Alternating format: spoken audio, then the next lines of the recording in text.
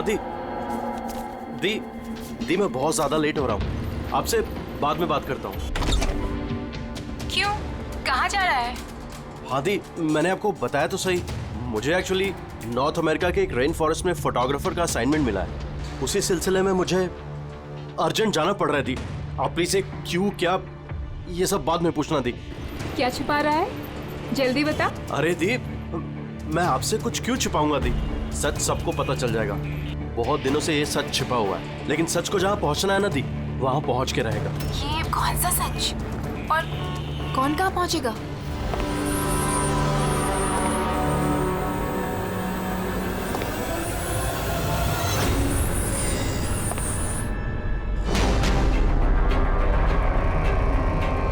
माया दी, मेरे पास बिल्कुल टाइम नहीं है। एक्चुअली मुझे लग रहा है कोई है यहाँ पे। बहुत कुछ हुआ है दी, बहुत कुछ हुआ है, लेकिन मैंने वही किया जो मुझे सही लगा। केतन, साफ साफ बात कर, क्या हुआ है? इस वक्त मेरे स्टूडियो में कौन आ सकता है? दरवाजा खोल। दीप, कोई दरवाजा खोल रहा है दी। केतन, जल्दी खोल वरना। कौन है? हेलो, क्या हुआ? खुलता है कि नहीं? हेलो केतन भाई। देखो, आगे मत बढ़ो। कहाँ है वो फोटो? मैंने क्या किया है तुमने? बोलो। केतन, केतन, बोल। मैंने कुछ नहीं किया। बोल दे, नहीं तो मरेगा तू। प्लीज आगे मत बढ़ो। फोटो कहाँ है? जल्दी बोल दे, बता दे। नहीं, मैंने कुछ नहीं किया। तू आज देखो, मैंने कुछ नहीं किया। तो बैठेगा आगे मत बढ़ो। बता।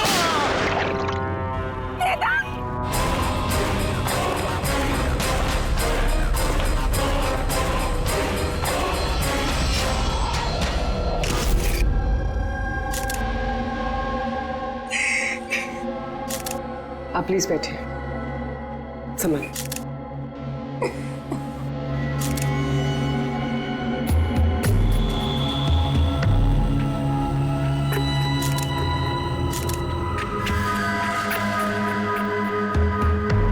ये क्या?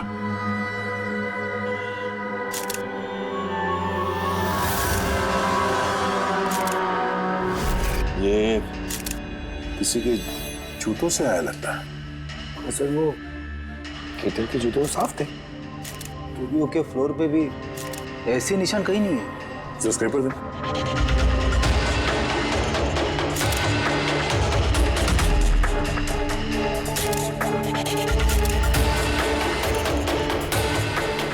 तो मिट्टी या टीशर्ट तो नहीं लगता,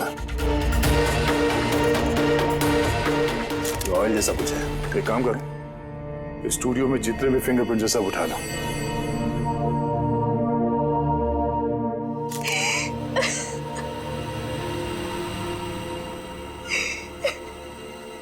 माया जी, हम जानते हैं कि ये समय ठीक नहीं है पूछताछ करने के लिए, पर फिर भी आपको परेशान कर रहे हैं। जरा ठीक से याद करके बताइए, आपने ये पूरा हादसा फोन पे सुना था, तो केतन और उस दूसरे आदमी के बीच में क्या बात हुई थी? वो आते ही बुरे तरीके से केतन को मार रहा था। वो चीख रहा था, चिल्ला रहा था, चीजें इधर उधर टूटने की आवाजें आ रही थी। मैंने कुछ नहीं किया। देखो, आगे मत बढ़ो, मुझे कुछ नहीं मालूम ना। हाँ, वो कुछ फोटोज के बारे में बातें कर रहा था। सर, ये माया जो कह रही है कि केतन का खून उस वजह से हुआ है, एक एविडेंस की वजह से। एविडेंस क्या वो फोटोग्राफ था? सर, केतन ने किसी कपल की इंफॉर्मेशन लिख के रखी है सर। ये देखिए, कोई मनन और शामली है, जू से। सर ये देखिए, कैलेंडर पर 14 अप्रैल 2018 ये डेट मार्क की, द एनिवर्सरी। अरे ये तो आज की डेट है। इसका मतलब है आज के दिन कुछ होने वाला था जिसके बारे में केतन जानता था। उसका मोबाइल फोन चेक करो, देखो आखिरी बार किससे बात हुई थी उसकी।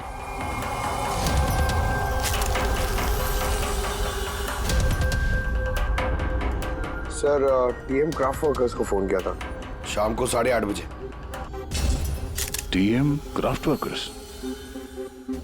वो भी केतन के मर्डर के ठीक आधा घंटा पहले।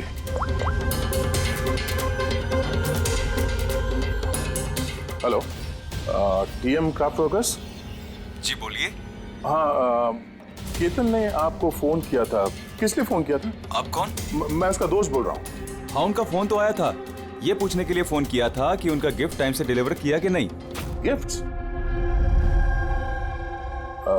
कौन सा गिफ्ट? एक फोटो फ्रेम था मनन और शामली के लिए। उनकी 25th वेडिंग एनिवर्सरी थी, तो उनको फोटो फ्रेम बना के डिलीवरी करना था। मनन और शामली, उनका घर का एड्रेस मिल सकता है? अर्जेंट है।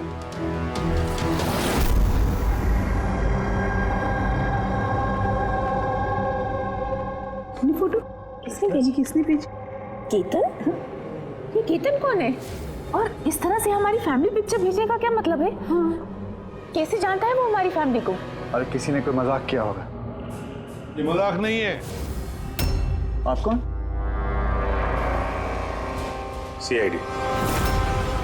सीआईडी? केतन नाम का एक मशहूर फोटोग्राफर था, उसका खून हो गया इस फोटो की वजह से। पर सर, एक फोटोग्राफ के चक्कर में कोई किसी का मर्डर क्यों करेगा? लेकिन सर, हम तो किसी केतन को जानते भी नहीं। केतन को नहीं जानते तो फिर उसने आप लोगों की फोटो आप ही को क्यों भेजी? पता नहीं। पर हमने तो कभी ऐसी फोटो खिंचवाई भी नहीं है। और ना ही ऐसी दीवार हमारे घर पर है।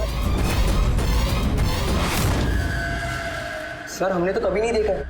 और देखिए ना सर, ये नकली फोटोग्राफ लग रहा है। आप खुद ही देखिए, इसमें दीदी है, जीजा जी है। सर, ये खाली कुर्सी रखने का क्या मतलब है इसका? सर, हमें तो लगता है कि किसी ने गलत तरीके से फोटो बनाकर हमें भेज दी है। गलती से नहीं, जानबूझकर आया है आपके लिए ये, और वो भी अपनी जान कुर्बान करके। सर, किसी ने मनन की फैमिली को मर्डर के चक्कर में फंसाने की कोशिश की है। वैसे आप कौन? ये हमारे फैमिली फ्रेंड मिस्टर विक्रम। अच्छा, आपके फैमिली फ्रेंड। सर, इसमें ये मैसेज भी है। She is hiding, save her. शायद केतन आप लोगों से किसी को ढूंढने के लिए कह रहा है। ढूंढने के लिए?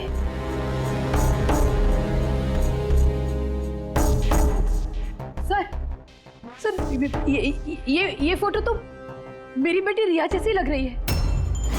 हाँ, सर, पता नहीं किसका हाथ पकड़ कर खड़ी है। देखो ना, ये हमारी बेटी जैसी ही लग रही है। नहीं, ये रिया नहीं है। ये रिया नहीं है। ये येलो कलर की ड्रेस मेरी रिया नहीं पहनी थी जब वो गायब हुई। लगता है केतन रिया को ढूंढने के लिए कह रहा है। ये रिया है, देखो ना। ये रिया नहीं है। एक मिनट, कब से गायब है आपकी बेटी रिया? 12 साल। 12 साल? सर, ये 12 साल के बाद कोई किसी की इंफॉर्मेशन क्यों देगा? रिया, 12 साल से रिया गायब है। कोई ना कोई वजह तो जरूर होगी ये फोटो भेजने की। सर, कोई वजह नहीं है, ये सिर्फ एक कोइंसिडेंस है। अब 12 साल के बाद अचानक कहाँ से रिया की इंफॉर्मेशन मिल गई उसे? सर देखिए, ये रिया हो ही नहीं सकती। रिया की मौत 12 साल पहले हो चुकी है। ये रिया कैसे हो सकती है? ये रिया ही है। मैंने देखो ना, ये हमारी बेटी रिया ही है। के पीछे पड़ी है। रिया ही। संभालिए अपने आप को। देखो तो। अरे जाओ जल्दी।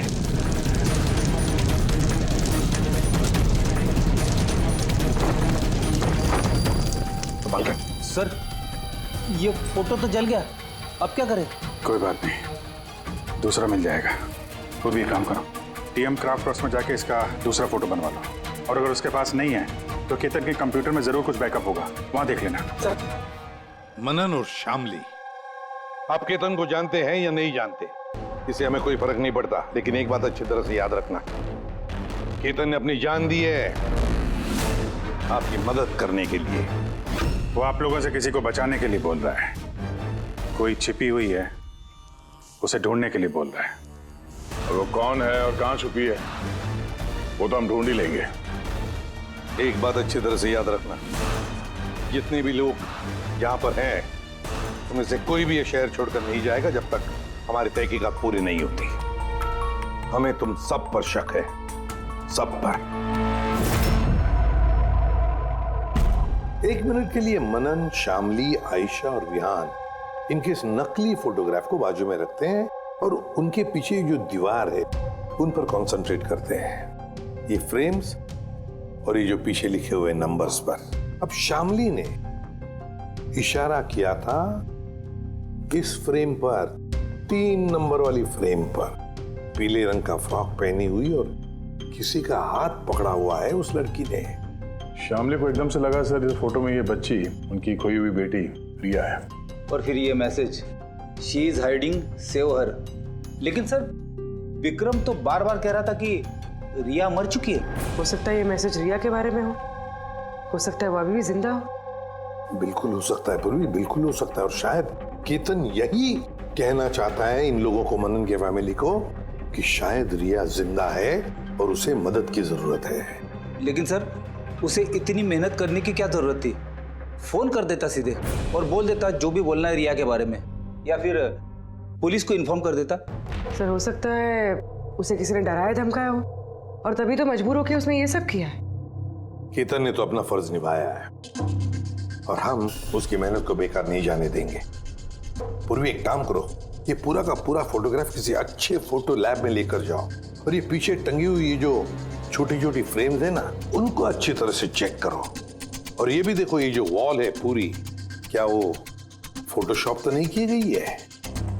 और रिया के लापता होने की एफआईआर की कॉपी भी चाहिए हमें। केतन मनन की फैमिली को तो नहीं जानता था, तो ऑब्वियसली रिया को भी नहीं जानता होगा, तो फिर उसने मनन की फैमिली को ये इंफॉर्मेशन क्यों दी और इस तरह से क्यों दी? सर केतन का खूनी जरूर रिया के फैमिली से जुड़ा हुआ है सर। इन सारे लोगों के फोन रिकॉर्ड्स चेक करो फ्रेडी, और साथ साथ केतन के फोन रिकॉर्ड्स भी।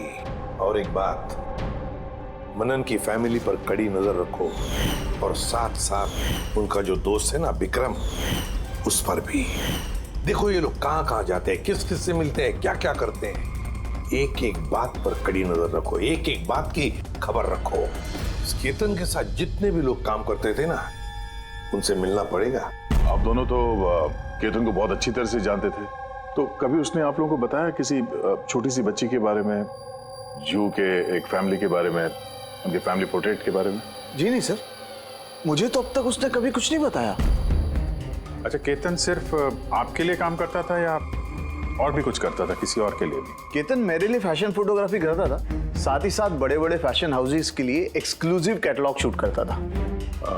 माया, आप केतन की बहन है तो आपको तो पता हो गया वो किस किस से मिलता था। सर केतन बहुत ही रिजर्व रहता था, बस अपने काम में ही मग्न, और उसके दोस्त भी गिने चुने ही थे। और सर हाल ही में केतन को एक इंटरनेशनल एग्जीबिशन के लिए असाइनमेंट मिला था, जिसके लिए वो मुंबई की गलियों में घूमकर स्ट्रीट फोटोग्राफी शूट किया करता था। वो फोटोग्राफ देख सकते हैं हम? जी सर।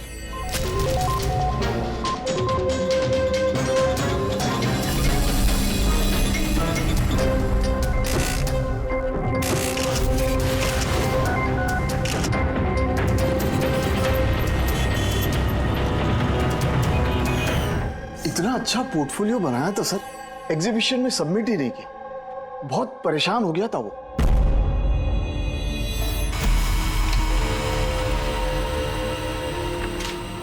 ये वॉल और उस पे लगे हुए सारे फोटोज एंड नंबर्स असली है। और बाकी सब?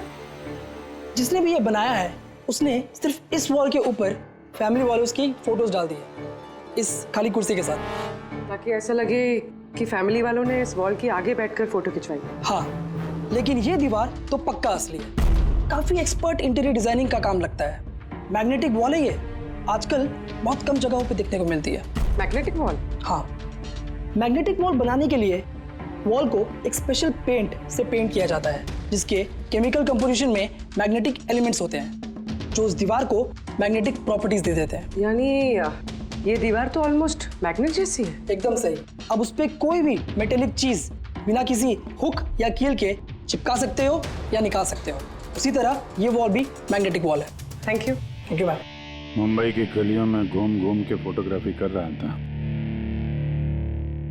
जरूर वहीं पे इसे रिया के बारे में कोई ना कोई क्लू मिला होगा, वहीं किसी गलियों में।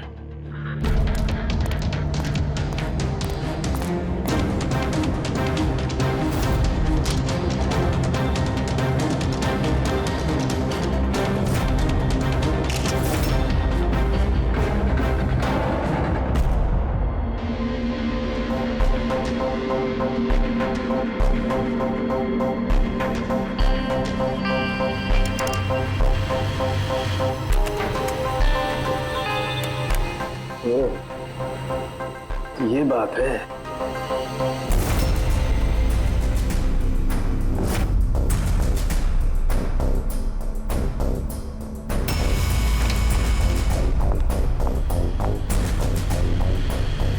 सर, ये देखिए।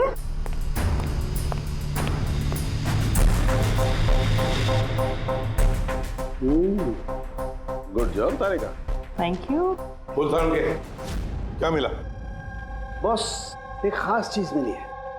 दया, तुम्हें याद है तुमने मुझे कुछ चिकना सा पदार्थ ला करके दिया था जो तुम्हें क्राइम स्पॉट पे से मिला था, याद है?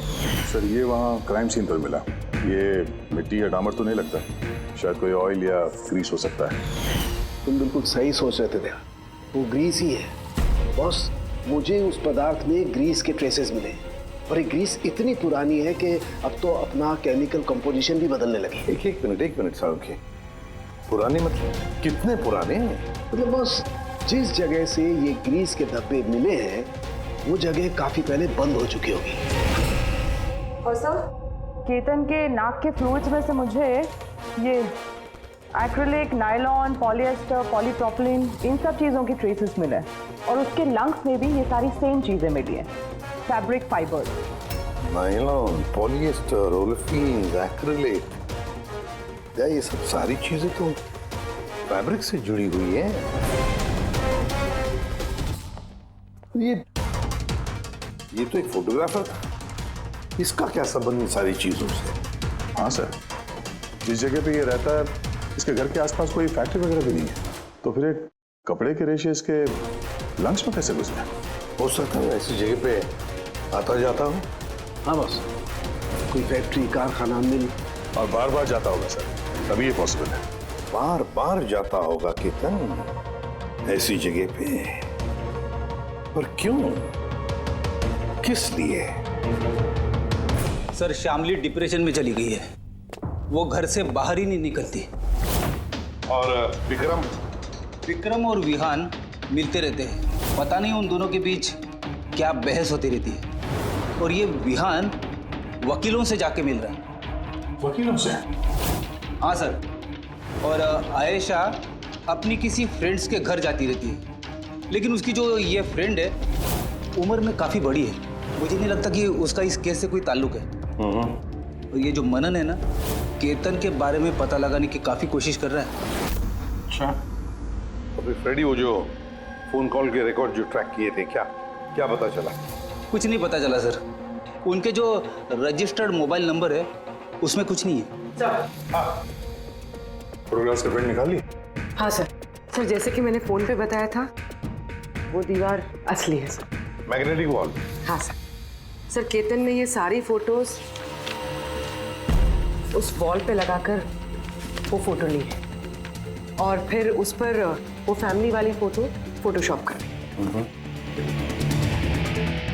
सर, इस वॉल का पता लगाने में ज्यादा टाइम नहीं लगेगा, इंटीरियर डिजाइनर का काम है, और ये वॉल पे मेटालिक डिजिट्स लगे हुए हैं। बस तो फिर ये सारे फोटोग्राफ्स आर्किटेक्ट्स और डिजाइनर्स के ऑफिसेज में भेज दो, पता चल जाएगा किसने ये मैग्नेटिक वॉल बनवा लिया था।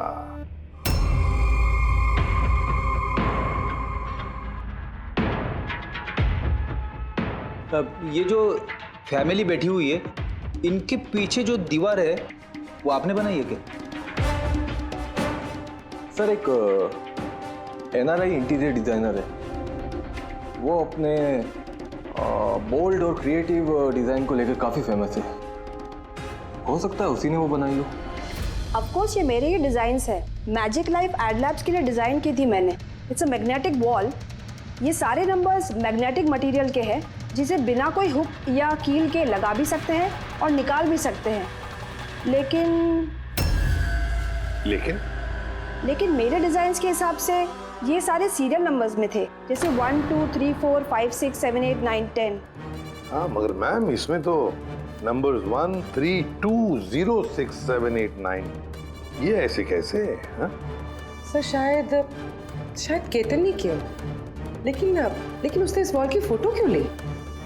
ये तो अब मैजिक लाइफ एड लैब वाले ही बताएंगे। सर यही है वो वॉल जिसकी आपने हमें फोटो दिखाई थी? हाँ सर, और वॉल पे फोटोज के जो एक्चुअल नंबर थे वो ये थे सर। फोटोज में जो भी चेंजेस थे वो केतन ने किए थे सर। केतन, ये नंबर्स तो ऑर्डर में थे ना, फिर तुमने सिर्फ 3206 को चेंज कर उसके नीचे स्पेसिफिक फोटोज क्यों लगाई है? कुछ नहीं, वो पजल्स बना रहा, नंबर्स और फ्रेम्स को मिला के। एक इंटरनेशनल एग्जीबिशन है उसी के लिए।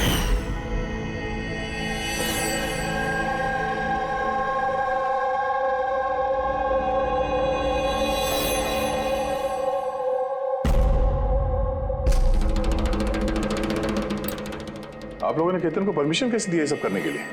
दरअसल सर, केतन हमारे साथ पहले भी काम कर चुका है और वो एक इंटरनेशनल एग्जीबिशन के लिए कुछ फोटोज ले रहा था और इसलिए उसको ये वॉल की ज़रूरत थी, तो हमने उसे ये वॉल यूज़ करने दिया। यस सर, एंड कुछ पजल की बात कर रहा था, कुछ समझ में नहीं आ रहा था सर। पजल है?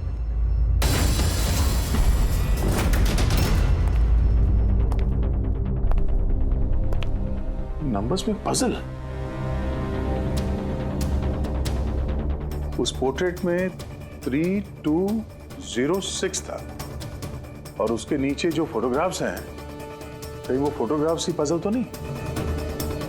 हो सकता है केतन हमें उन फोटोग्राफ्स के जरिए रिया की कहानी बताना चाहता हो।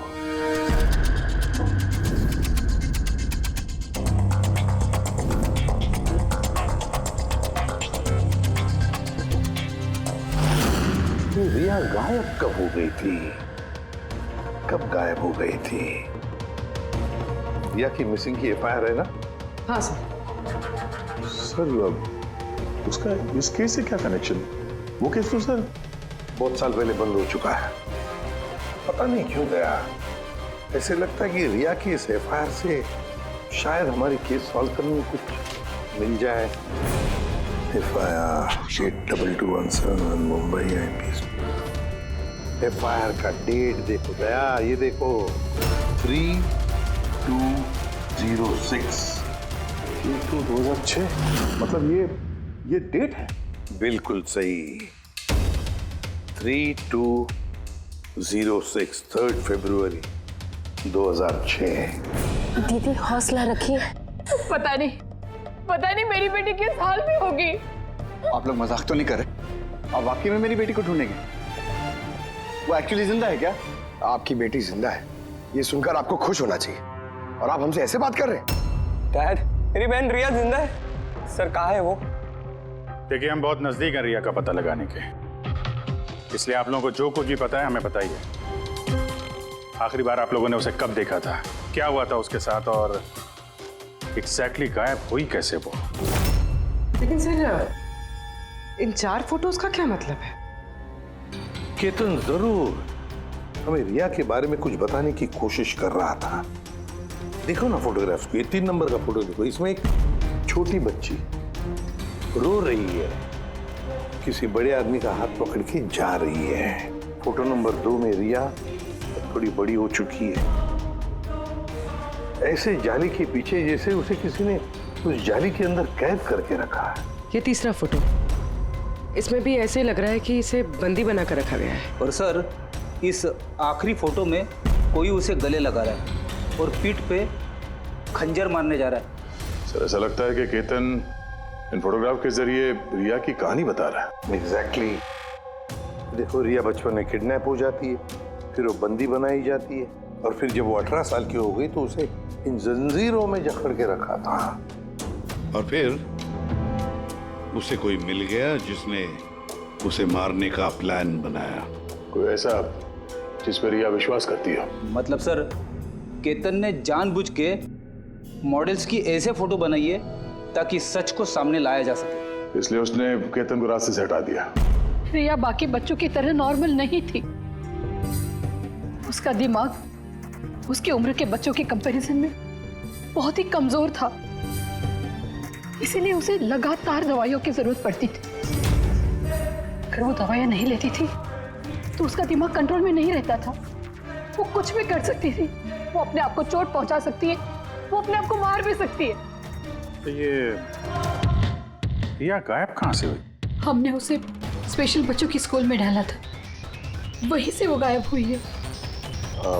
तो फिर उसके बाद आप लोगों को कोई फोन आया पैसों के लिए या किसी और चीज के लिए? नहीं, कुछ नहीं। हाँ, पर बाद में हमें पता चला कि हॉस्पिटल में से उसकी मेडिकल फाइल गायब हो गई थी। फाइल गायब हो गई? कोई भला ऐसा क्यों करेगा? वो भी ऐसी लड़की की जिसकी दिमागी हालत इतनी नाजुक है। वही तो मैं कह रहा हूं। अरे जिसकी दिमागी हालत इतनी नाजुक हो, वो लड़की 12 साल कैसे जिंदा रह सकती है? अरे मुसीबत थी वो। कैसे कह सकते हैं आप ये? शर्म आनी चाहिए आपको। बेटी है वो आपकी। एक बात तो समझ में आ गई मिस्टर मनन, अगर रिया मिल भी गई तो आपको ज्यादा खुशी नहीं होगी। लेकिन हम उन्हें ढूंढ के रहेंगे किसी भी तरह।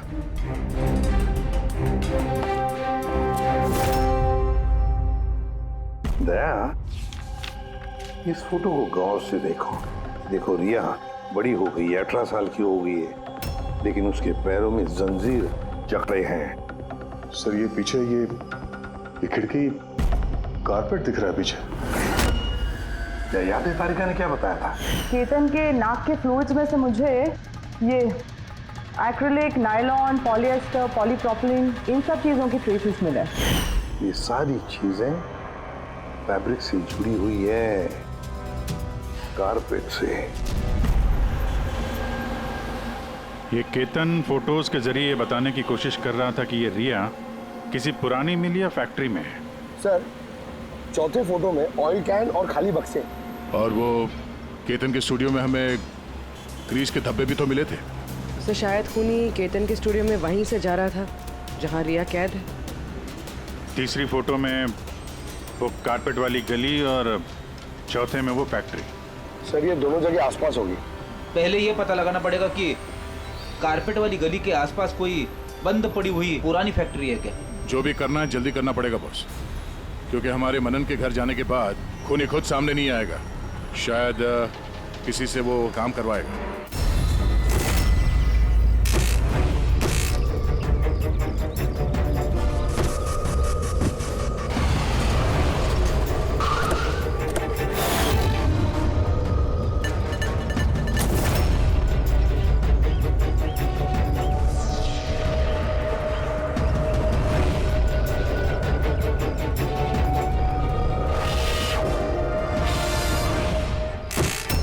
हाँ, इन्होंने ही हमें पैसे दिए थे हमारी फोटो खिंचाने के। 2 दिन के लिए आए थे, तीसरे दिन भी दिखे थे, लेकिन वो शायद किसी का पीछा कर रहा था।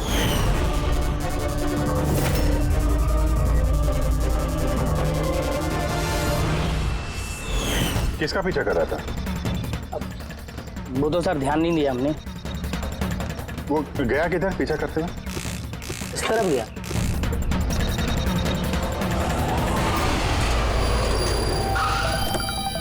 हाँ, पहुंच गया हूं मैं, फिक्र मत करो, जिंदा नहीं बचेगी वो।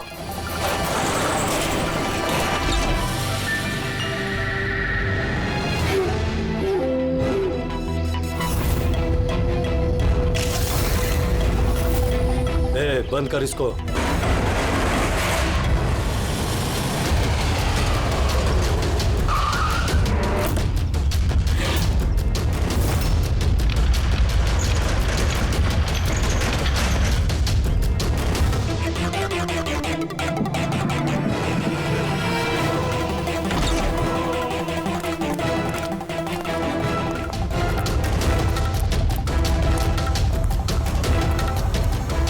मजबूरी है, बच्ची को खत्म करना पड़ेगा। बच्ची की बॉडी को ठिकाने लगाने के बाद इस सारी जगह को आग से खत्म कर दो, ताकि किसी के हाथ में कोई सबूत ना जाए। यहाँ पे तो कुछ मिला नहीं, चलो दूसरी जगह देखते हैं।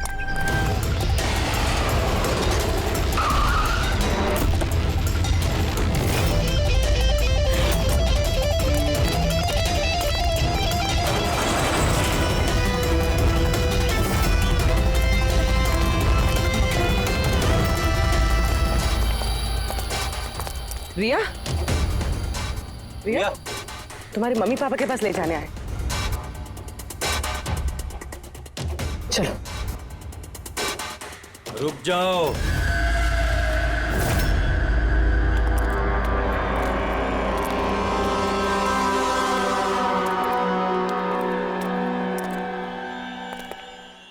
रिया बेटा, आजा आजा बेटा, आजा आजा आजा आजा आजा आजा आजा। रिया, रिया, रिया, आजा आजा आजा। रिया बेटा, ये अंकल के साथ जाएगी। ये बच्ची तुम लोगों के साथ नहीं जाएगी, कोशिश करके देख लो। ये ठीक कह रहा है फ्रेडी।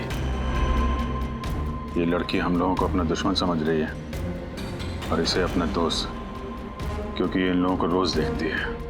ये बिल्कुल ठीक कह रहा है, और इस मासूम बच्ची को तो ये भी पता नहीं है कि ये आज मरने वाली है।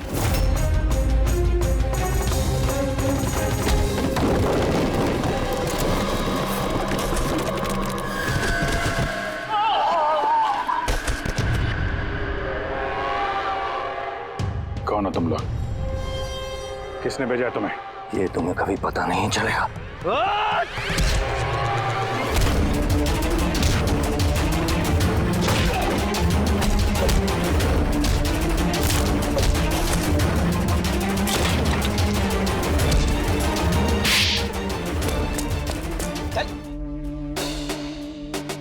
ये तो गया। किसने भेजा तुम लोगों को? हैं?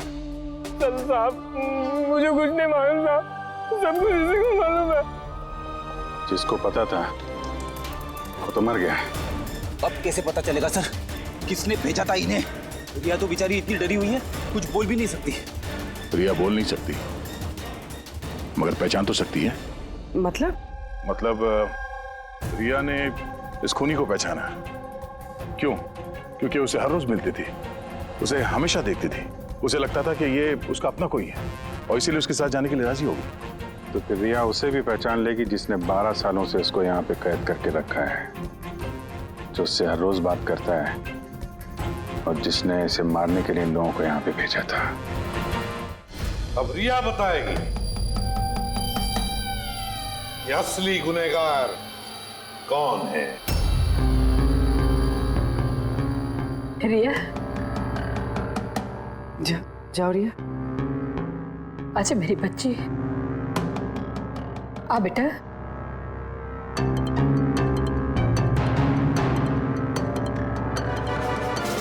रिया,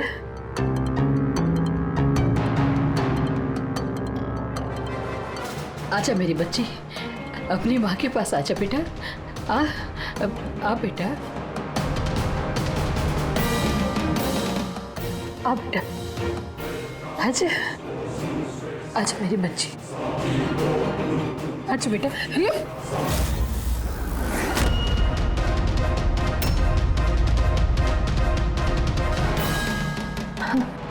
ये तो कमाल हो गया शामली जी, आपकी बेटी 12 साल के बाद आपसे मिलती है लेकिन आपके पास नहीं है,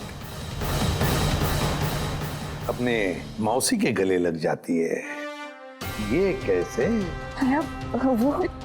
वो तो माँ की जैसी हूँ ना मैं, इसकी बहुत प्यार करती है ये मुझसे, इसीलिए। अरे वाह मौसी जी, आपसे इतना प्यार कि रिया अपनी माँ को पहचान नहीं पाई और आप ही के गले लग गई। क्यों? और जानती है क्यों? क्योंकि पिछले 12 साल से सिर्फ एक ही शख्स है जो रिया से मिल रहा था, बातें कर रहा था, जिसे रिया अपना समझती थी। ये क्या बकवास कर रहे हैं?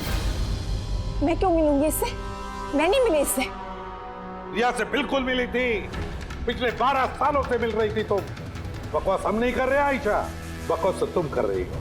हमने तो उस डॉक्टर को भी ढूंढ निकाला जिसकी मदद से तुम पिछले 12 सालों से रिया को दवाइयां देती थी, उसकी टेस्ट करवा रही थी।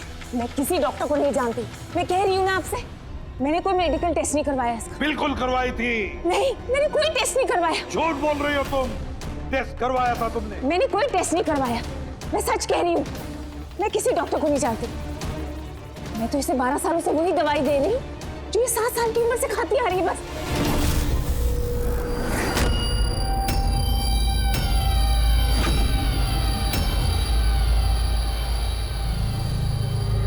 फंस गई ना? हाँ? इस आदमी को आपने भेजा था रिया को मारने के लिए। उसके मोबाइल में हमें उसका नंबर मिला जो इत्तेफाक से आपकी दोस्त है, जिससे आप अक्सर मिलती हैं।